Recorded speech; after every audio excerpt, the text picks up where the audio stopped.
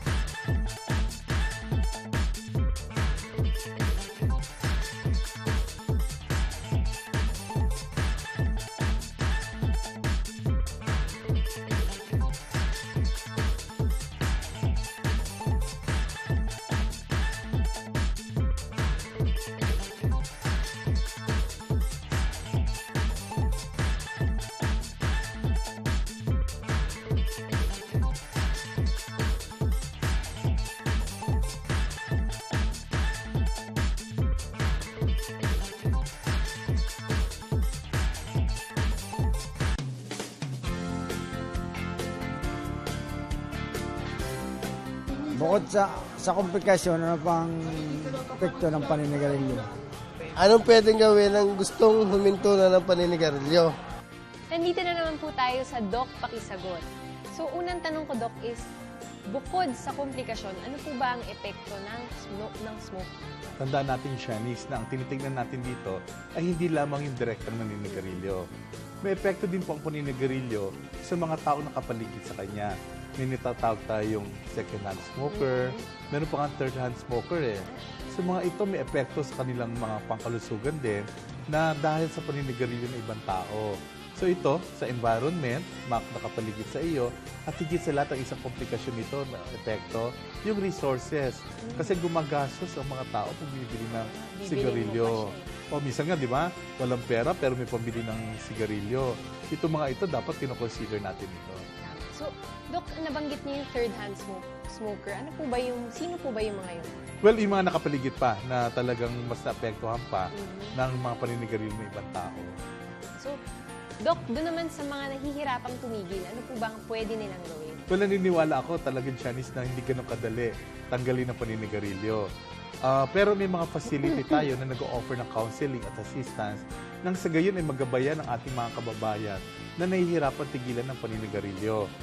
Pwede sila makipag-ugnayan sa kanilang health facilities, yung mga LGU nila, mga health center nila, para malaman nila kung saan sa kanilang local government unit ang pwedeng tumulong sa kanila. Dito sa NCR, ang Lung Center of the Philippines ay nag-offer din ng counseling nang sa gayon matulungan at magabayan ng mga taong nahihirapang tigilan ng paninigarilyo. Meron din mga facility na nag-offer pero may bayad, mga private institution. So ito mga ito, talagang ang importante dito, nakaka-counsel sila, na ipapaliwanag sa kanila ill effect ng paninigarilyo at higit sa lahat, yung epekto din ito sa bulsa natin lahat, na hindi sadyang matipid ang paninigarilyo kundi magastos ito. So meron din pong mga nag-offer ng libreng counseling? Meron. Sa mga government offices natin, mga health center, kailangan alamin lang nila kung ang kanilang munisipyo ay nag-offer nito. Kasi nga, hindi lang naman yung may kaya yung mga naninigarilyo sa atin, pati yung mga may hirap. Kung titignan mo, mas marami nga Halos sa lahat, kanila eh, di ba? Punta ka lang sa isang mga lugar na kung saan medyo masikip o congested, sa bawat tindahan makikita mo may nakistambay na naninigarilyo.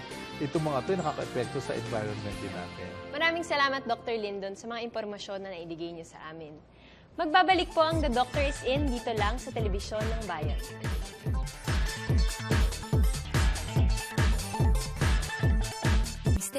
misis, uy magkaka-baby. Tanong at alinlangan, siguro ay marami. Kaya pa-check up agad sa unang 3 buwan. Kailangan misis, ayusin na dito. Panganganak saan at paano. Mr. at Mrs. Mas happy si baby pag healthy ang kanyang mommy. Hintayin namin kayo! Tandaan, pag healthy ang buntis, happy ang baby. Pa-check up agad sa health center sa unang 3 buwan ng pagbubuntis.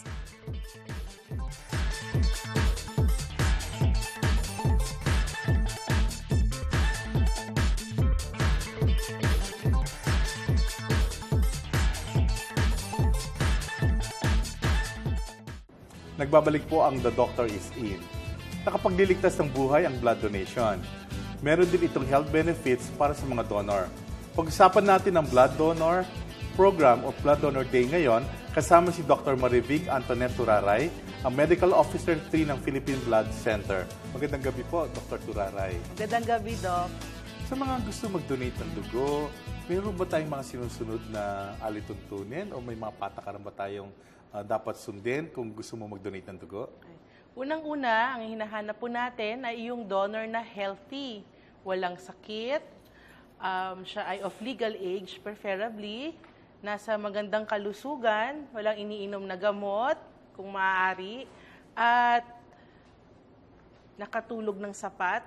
No? Usually, mga 6 to 8 hours of sleep prior to giving blood, at hindi po uminom ng alcohol.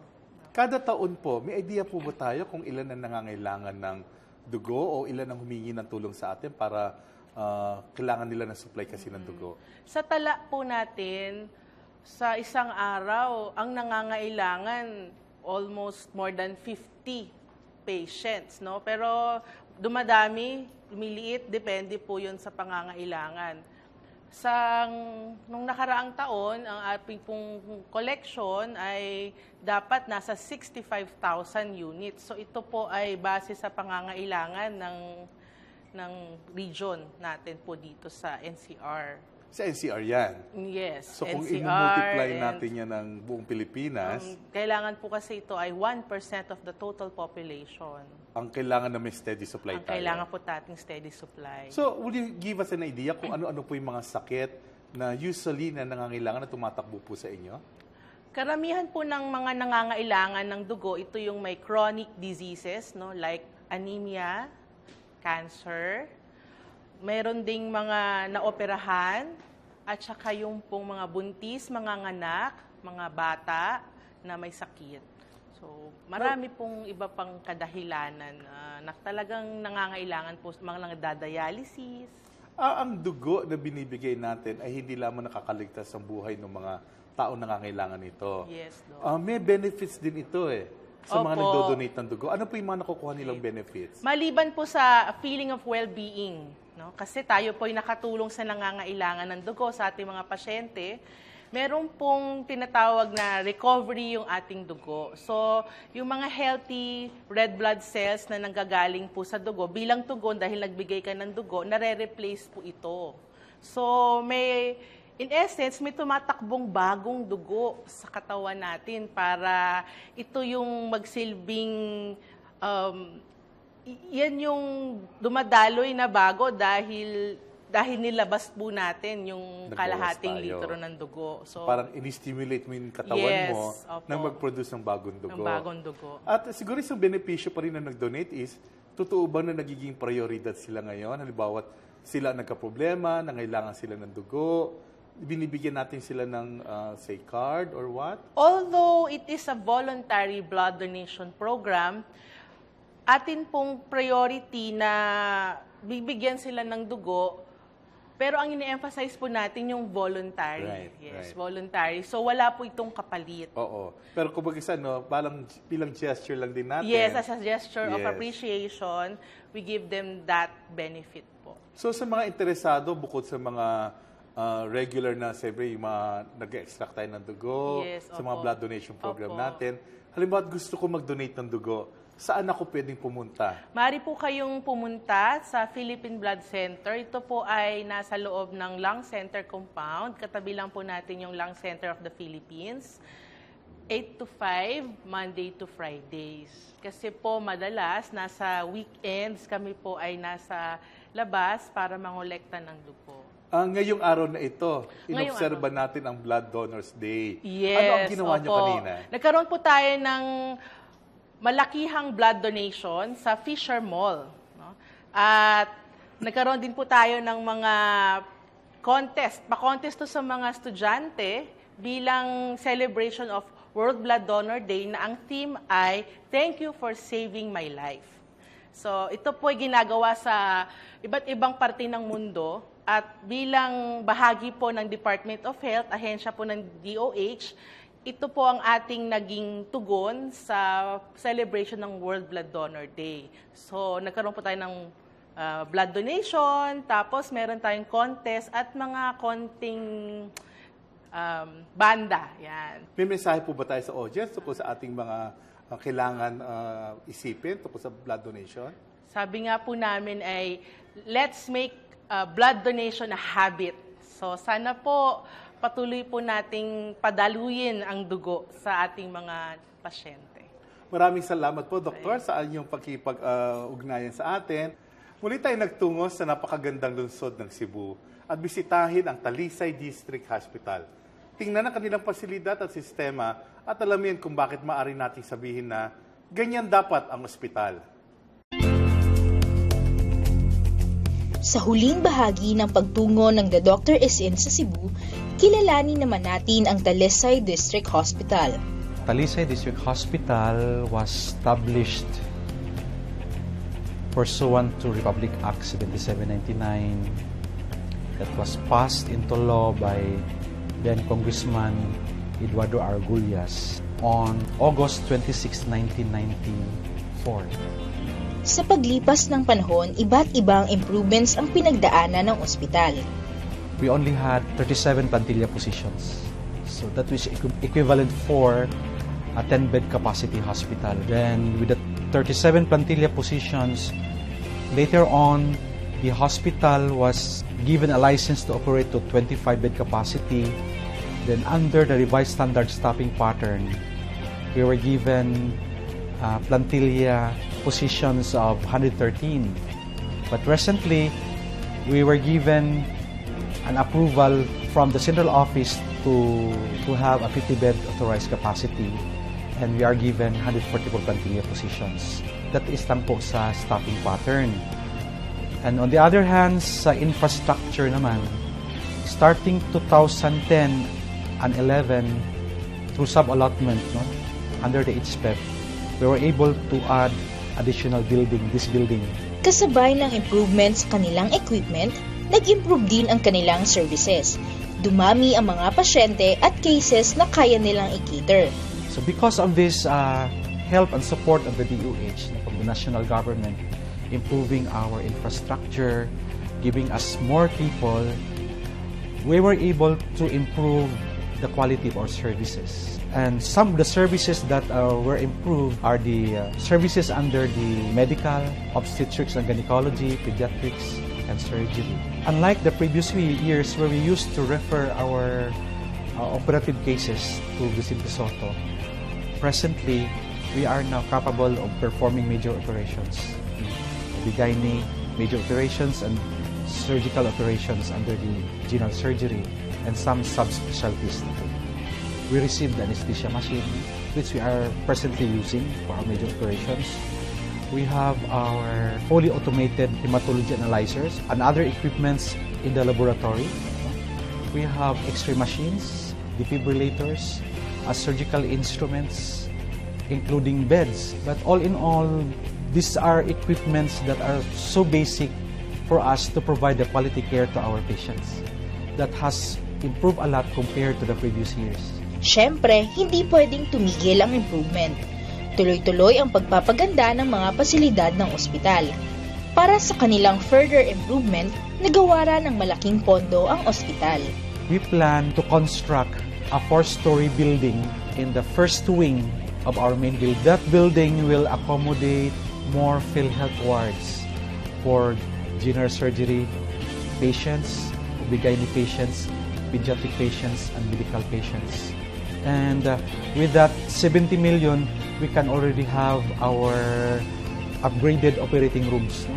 So we have operating rooms for our OB/GYN department and for our general surgery department.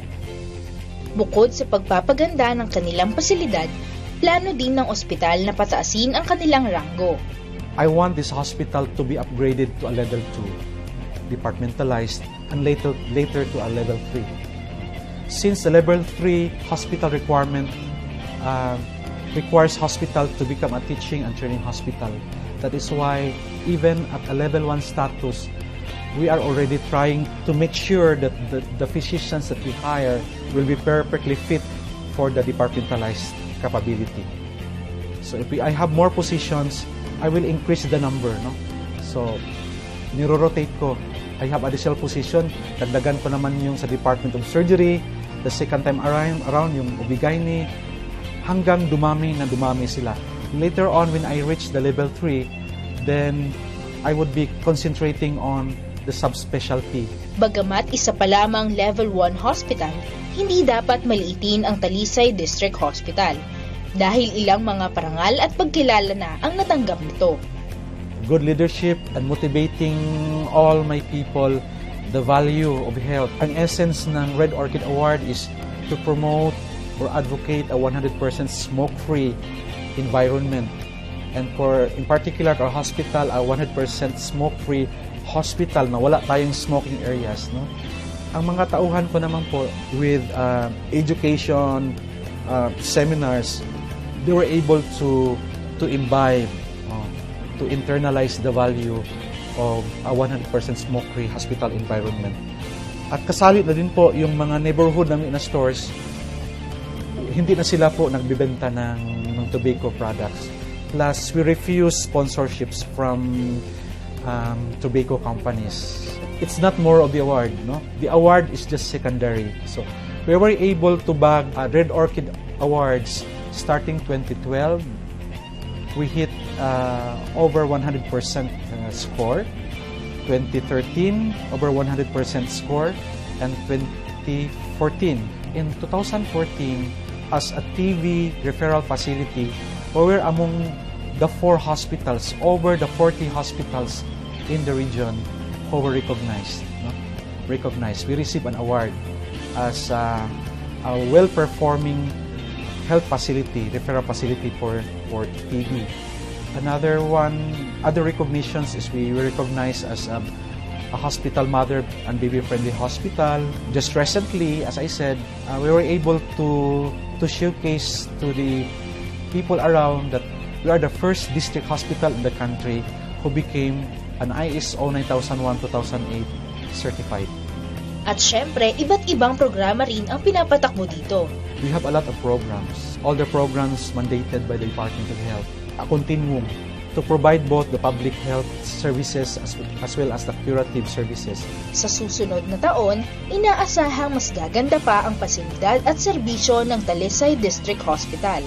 Kaya naman maaari talaga nating sabihin na ganyan dapat ang ospital.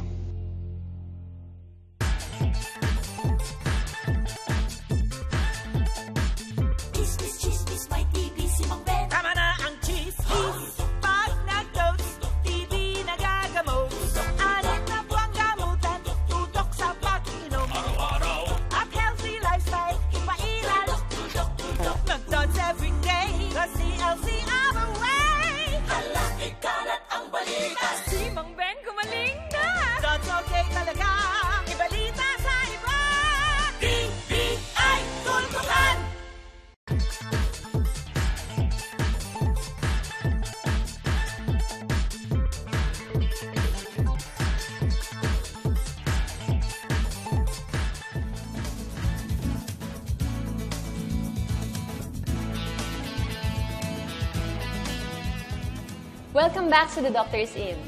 Talakayin naman natin ang ilang impormasyon tungkol sa paninigarilyo at ilang impormasyon tungkol sa No Smoking Month. Para dyan, mga kasama natin si Dr. Maria Encarnita B. Limpin, IM Pulmonologist, FCTC Alliance Philippines FCAP. Magandang gabi, Doktora. Yan. Good evening, Janice. Yes.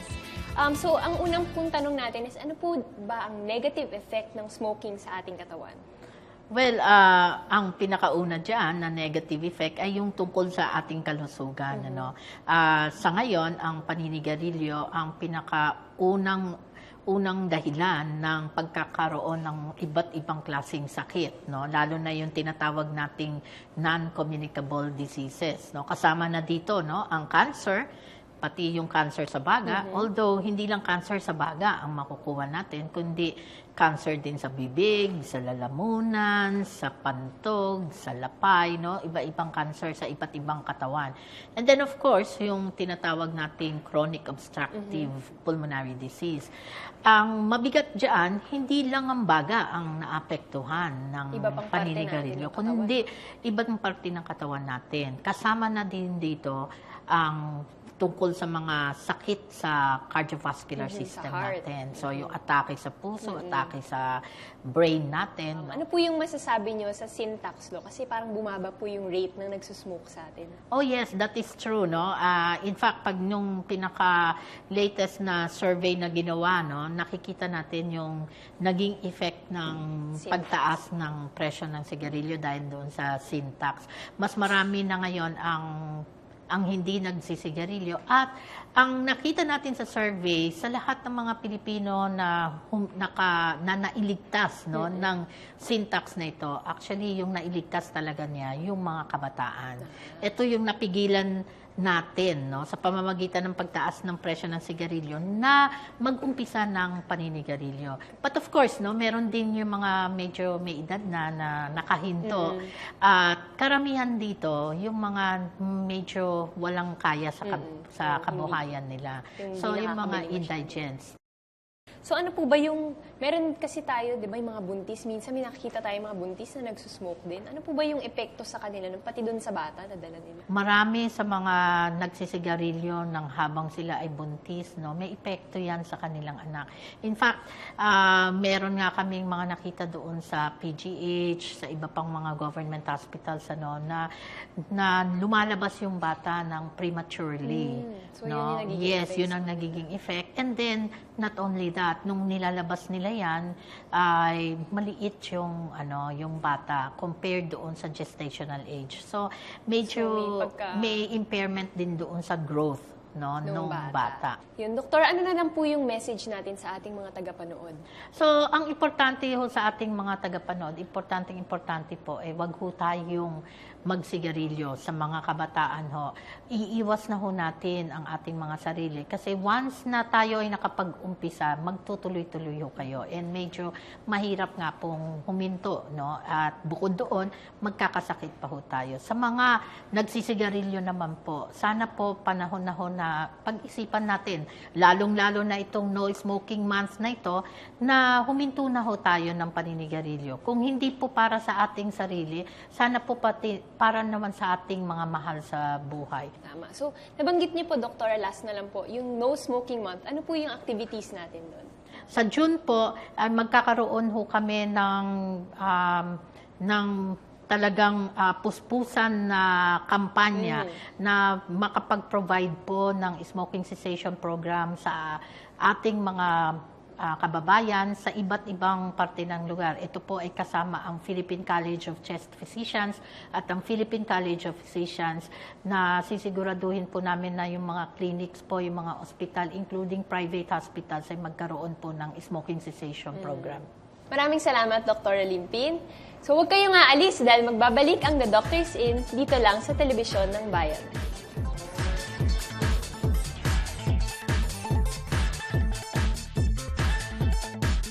Mr. at Mrs. Uy, magkaka-baby. Tanong at alinlangan, siguro ay marami. Kaya, pa-check up agad sa unang 3 buwan. Kailangan, Mrs. Ayusin na dito. Panganganak saan at paano. Mr. at Mrs.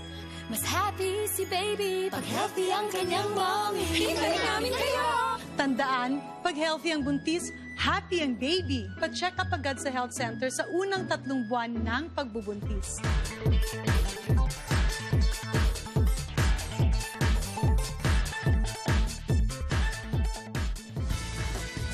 Ilan na namang katanungang pangkalusugan ang ating nabigyan linaw upang lagi nating mapanatiling healthy ang ating pangangatawan. That's right, Dr. Lindon. Kaya sa mga minamahal naming taga-subaybay, laging tandaan ang sikreto sa mas mahaba at masayang buhay, healthy lifestyle. Makatutulong din tayo sa mga nangangailangan sa schedule ng pag-donate ng dugo. Muli kayong tumutok sa susunod na Sabado para sa kasagutan sa ilang mga katanungang pangkalusugan. Kung meron pa kayong karagdagang katanungan o nais makipag-ugnayan hinggil sa paksa ngayon, tumawag lang sa 651-7800 o bumisita sa DOH website sa www.doh.gov.ph. Ako inyong lingkod, Dr. Lindon Lisuy, ng Kagawaran ng Kalusugan. We would like to thank Ergo Contracts Philippines for our tables and chairs. Matatagpuan sila sa 2634 Rockefeller Street, Barangay San Isidro, Makati City. At maaari rin silang tawagan sa 843-1177 at bisitahin ang kanilang website www.ergocontracts.com. Ako ang inyong athlete nurse, Janice Lagman. Ang tabayanan, ang susunod na edisyon ng programang ito na laging The Doctor is In.